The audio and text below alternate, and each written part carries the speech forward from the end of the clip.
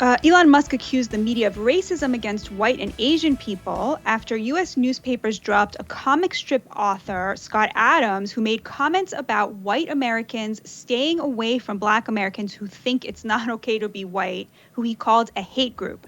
The Los Angeles Times, Washington Post, and USA Today were of the newspapers that canceled the Dilbert cartoon. Let's watch the comments that he made.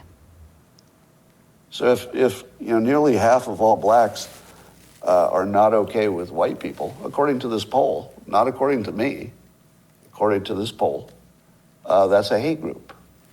That's a hate group. And I don't want to have anything to do with them.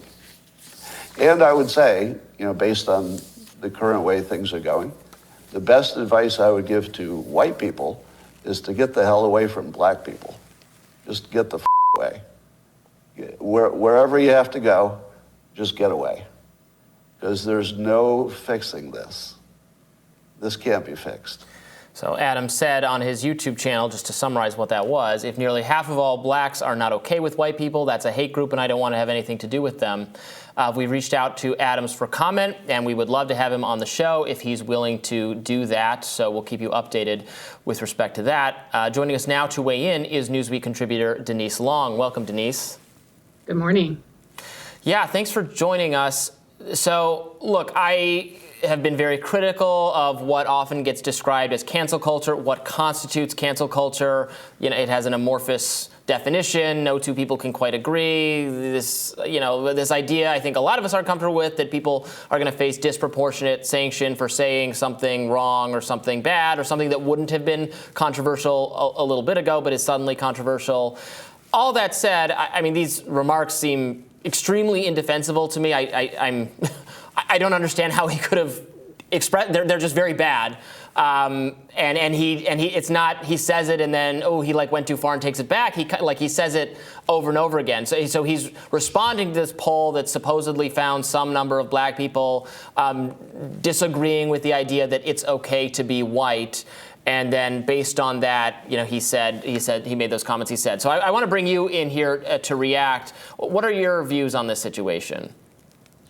Well, there was a lot to dissect in the video, his original and lengthy YouTube video, including the fact that he identified as black and has decided to identify as white. So I want to thank him for giving us the white male Rachel Dolezal.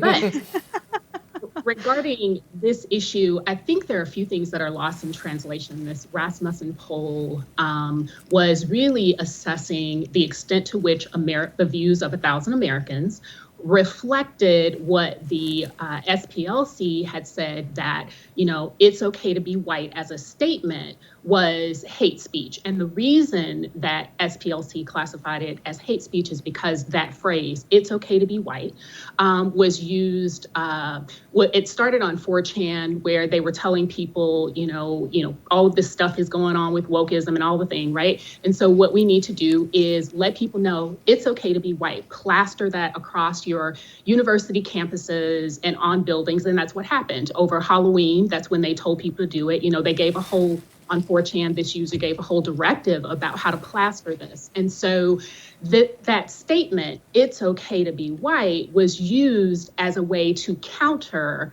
the narrative about diversity, equity, inclusion, and anti-racism. So it was sort of the all lives matter response to Black Lives Matter. I think that's lost in translation, as far as I can tell, about how the question was framed that Rasmussen asked the respondents. And I will also say, if I may, that depending on how a person understands what white is, will color, pardon the pun, how they interpret what you're asking me. So if I know that it's okay to be white is either classified as hate speech, or I read the articles about what happened on university campuses when people woke up the day after Halloween and saw all this, that will address it. If I think you're asking me, is it okay for people of European descent to exist?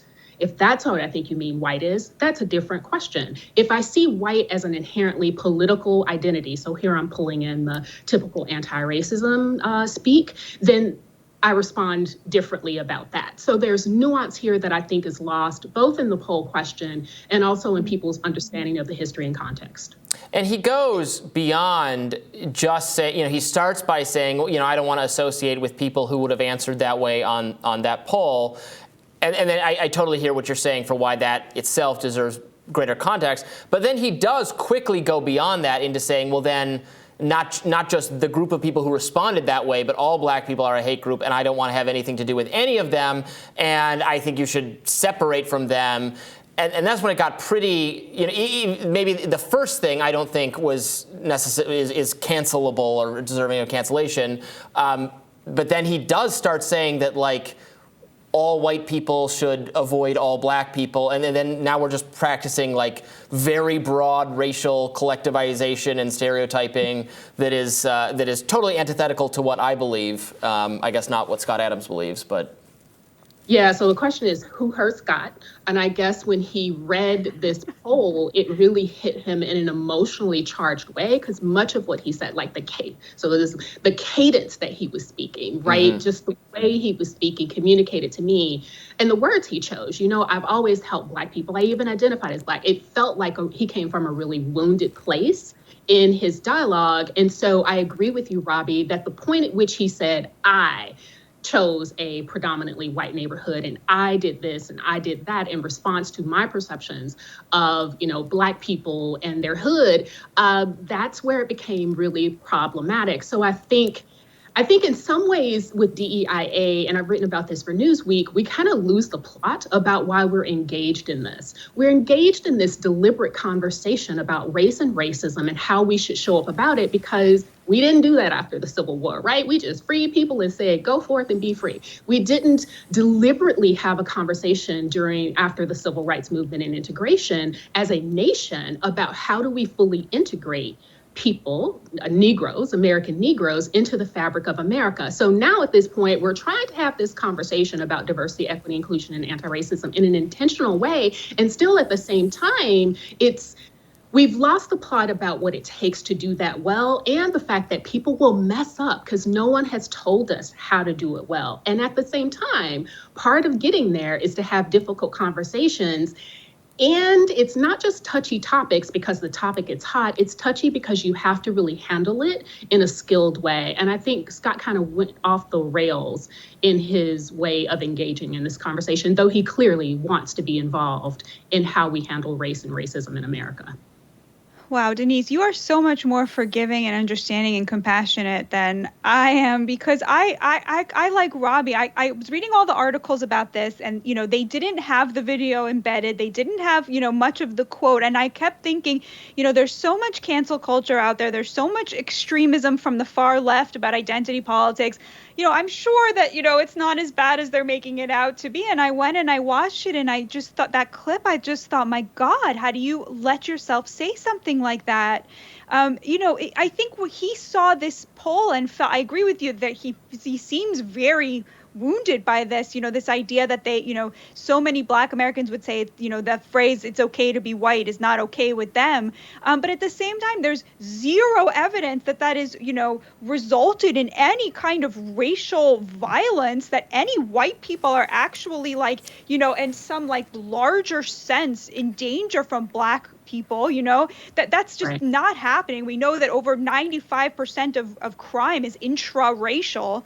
So the idea of manufacturing from this poll a threat and then putting that out there to your millions and millions of followers, it just seems heinous to me. And one of these few examples of, I think they were right to cancel him. That was just pure racism and revealed a point of view that is on the lookout for Black wrongdoing. That's what I saw in this. Someone on the lookout for Black wrongdoing to justify a point of view that perhaps preceded it. That's kind of what I'm seeing here. What do you think? Well stated, and I wouldn't say I was forgiving because I drug Scott over Twitter as well. And as a matter of fact, I'm hosting a Twitter space where we're talking about the poll and this whole idea of where do we go from here, with the idea that critical conversations and these touchy topics are just part of the process. What I will say, though, is what you hit on is the idea that there is no free speech. There's no cost-free speech. All speech has cost. And when someone like Scott, like it or not, he's a white man, He is a popular white man with a following. I think he has like 700,000 followers or something like that on Twitter. And for him to speak so carelessly and recklessly this idea that Black people are a danger to white folks and y'all just need to leave them alone, given the context of America, and given what I have said is there is an undercurrent of anti-Black sentiment in the United States that is just below the surface. And with the proper dog whistle, as we like to politely call it, but racist sentiment, the idea that Black people are dangerous and these big Black folks are going to be coming after you, you will incite that sort of anti-Black sentiment. And that is dangerous for Black people. I think Scott now, I hope, realizes the weight that his voice carries, both as someone with a platform as well as a white man in America. And there is a double standard. There are things that Black people can say about white people that white people just can't say, because no matter what I say, the likelihood that any Black person or white person in America is going to get harmed by it are slim to none. I cannot say the same depending on the platform, the following, the tone and color of speech that popular white folk might issue. And this is an example. Well, let's play Adam's response to his own cancellation. He said this on YouTube. Including the cancellations, this was all predictable, and I knew it when I said it, and I was okay with it. I'm okay with it. So, look, this is hard to... I suspect... I listen to Scott Adams every now and then. I see a lot of his tweets. He's very engaged on social media. He talks on YouTube for a long period of time. He does this kind of, he has coffee, takes audience questions. He's very engaged with the people listening to him. He strikes me as somewhat sensitive in terms of his engagement. I've seen him, get kind of light criticism and get very, very uncomfortable with it. I think he's someone who blocks maybe more easily, or even people who seem like they're otherwise sympathetic to him. On a lot of COVID stuff, I think he clashed with some of his viewers who were more anti-vaccine than he was, even though he was a contrarian on many COVID subjects. That's a long way of saying that. I don't think social media isn't good and healthy for everyone.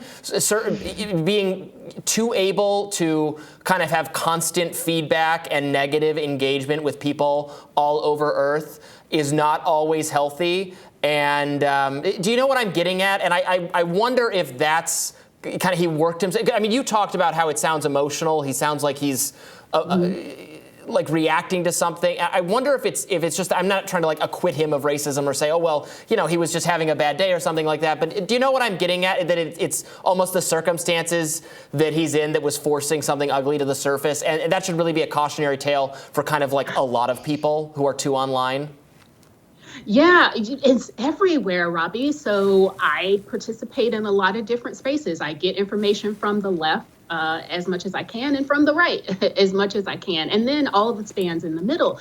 But there's a way that the pot has been stirred about anti-white racism that the DEIA conversation, as we tend to have it now, with CRT leading the way, the idea that America still has anti-Black racism and racism broadly baked into it, that tends to, in my observation of implementing this stuff and in watching how this plays out in social media, that tends to activate a certain reaction from folks who,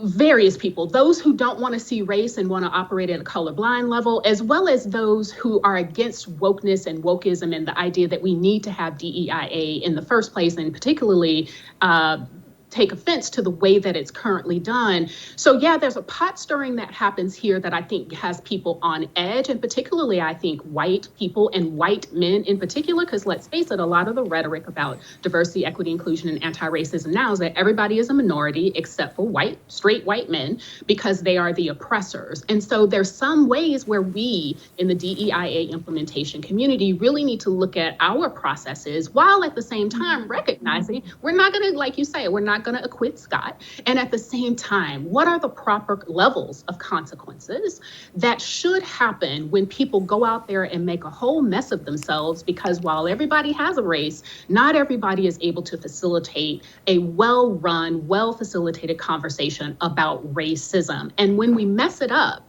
do we stay canceled forever? Like, what are the gradients? And right now I see on the far left, there's grab your stones, let's go get them. And on the far right, there's nothing to see here, just ignore it. So where's the midpoint? And I think heterodox thought leadership has a real role to play in this.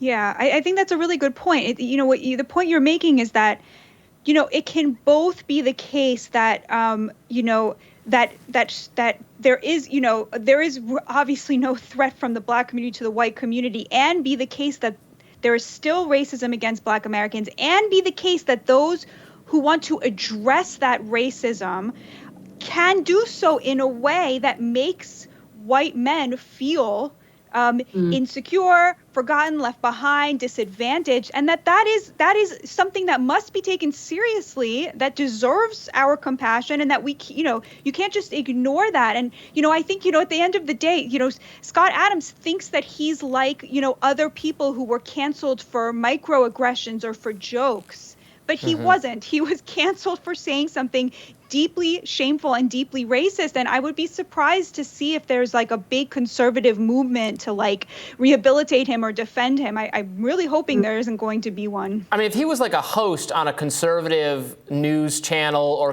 for a conservative website, he would have been fired over that. That's that wasn't something. That's something that any workplace would have taken action against. So I can't, I guess, blame the newspapers for canceling the cartoon, even though I think it's regrettable, obviously, that the whole situation has come about. And I appreciate Dilbert, the comic. I think it's funny, independent of what I might think of, Scott Adams and his views. So that's a whole nother conversation. Can you appreciate art while really abhorring aspects of the artist? But unfortunately, we don't have time to talk about it. Maybe we'll have you back, Denise, and we'll get into that. Thank you so much, Denise, for joining us.